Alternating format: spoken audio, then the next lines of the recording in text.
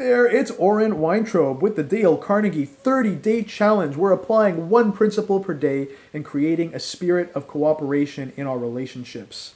If you've been with us since the very beginning, please leave a comment below and let us know what results you've observed since you started the challenge on day one.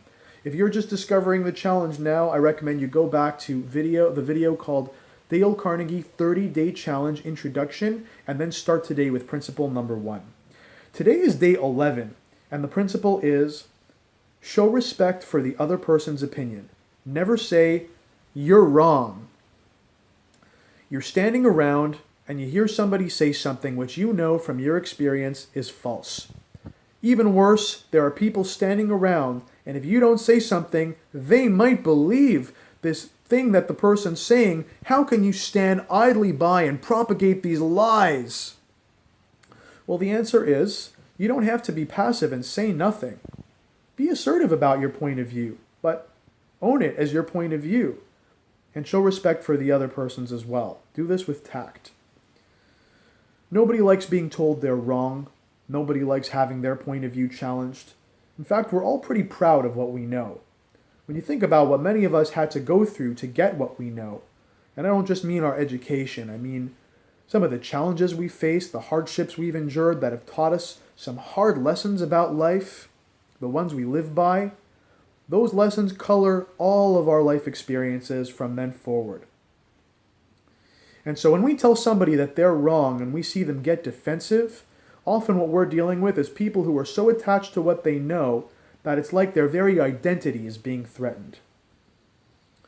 Well, if we want to have an alternate point of view be considered, we're going to have to do so with some diplomacy and tact. Here's what usually happens. For example, Tom and Jerry work at the same company.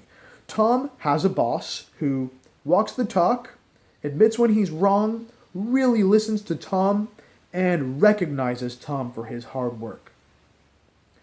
Jerry has a boss who says one thing, does another, thinks he's always right, never really listens, in fact, maybe pretends to listen to Jerry, and takes credit for much of Jerry's work.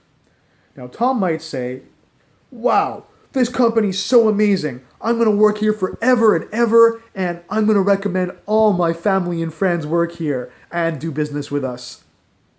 While Jerry says, well, Mr. Polypositive, you're wrong. This company stinks, and by the way, I submitted my notice this morning. Who's right? Who's wrong? Well, both, and perhaps neither. Looking out at the company from their own points of view, both Tom and Jerry are right.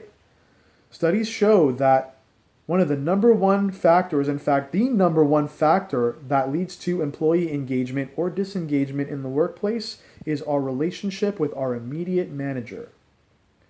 At the same time, you might say that neither Tom nor Jerry really sees the company with perfect clarity. They see it the way their experience has taught them to look at it, and that experience will color the way they see the company from every day then forward unless they have a total shift in their attitude and point of view. This is just an example, and yet almost every time I've seen two people argue, they are looking out at the world from their own perfectly valid yet limited points of view. And from those opposing and sometimes contradictory points of view, they are both right. Not one of us is without filters. Most of the time we've been looking through those filters for so long we've forgotten them there, and we never question anything that we know. And those filters have colored everything we've ever learned about the world since first we popped out into it. Consider that's just where the other person is coming from when they share their, quote, wrong information. Have some compassion. Let them have it. But they're wrong. What if other people believe? You can still express your point of view. Just do it with some diplomacy, tact, and compassion.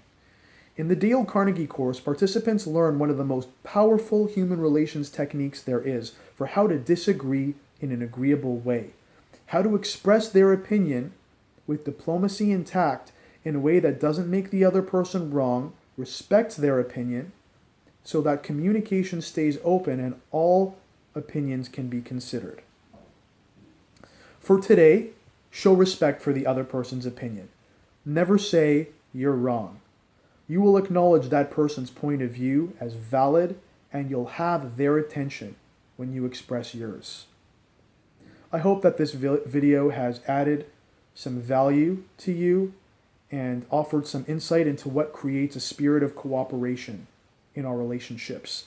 Please share this video with the people in your circle. It will make a difference to them.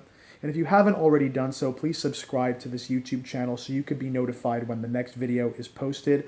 This is Oren Weintraub with the Dale Carnegie 30-Day Challenge. Looking forward to seeing you tomorrow for Principle 12.